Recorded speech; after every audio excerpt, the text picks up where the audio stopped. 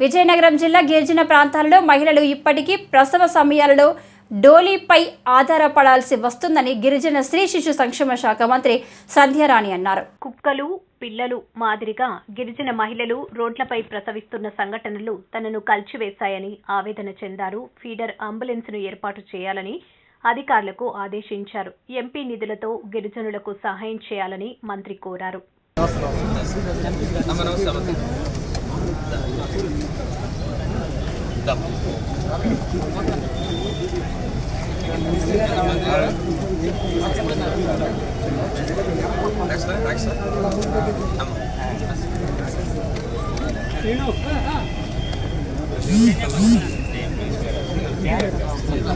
ఎప్పటికి కూడా ఒక జంతువుల్లా అంటే ఏదో కుక్కలో పిల్లలాగా ఒక గిరిజన మహిళ నడి రోడ్డు మీద డెలివరీ అవుతున్న దారుణమైన సంఘటన ఎప్పటికీ మేము చూస్తున్నాం. అక్కడ ఏడుస్తున్నాం కూడా, కానీ పరిస్థితులు అలా ఉన్నాయి.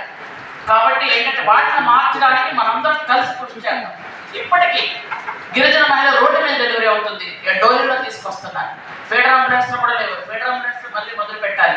ఇద్దరు కలెక్టర్లకి చెప్తున్నాం, దయచేసి ఫీడర్ అంబులెన్స్ లో ఉన్న మాత్రం ఎక్కడైతే ఆగిపోయో వాటిని బాగు చేయించండి ప్లీజ్. ఎందుకంటే అంబులెన్స్ ఉన్నాయని వాళ్ళు ఇచ్చిన రిపోర్ట్ అయితే కరెక్టే, కానీ ఏమీ పని చేయట్లేదు. పని చేస్తే 1, 2 108కి ఫోన్ చేస్తే అవి కొన్ని వస్తాయి, కొన్ని రావు.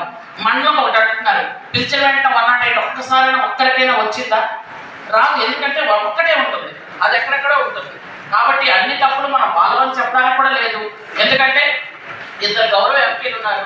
దయచేసి మీ ఎంపీ ల్యాడ్స్తో కొన్ని ఇతర కలెక్టర్లు కూడా అంబులెన్స్ బాగు చేయించండి. మేము కూడా సీఎం గారితో మాట్లాడి హాస్పిటల్ అవసరం, ఎందుకు ఒక్క ప్రాణం పోయినా పోయింది. ఇది మాత్రం ఫస్ట్ ప్రయారిటీ. దీనిలో ఇద్దరు మంత్రులుగా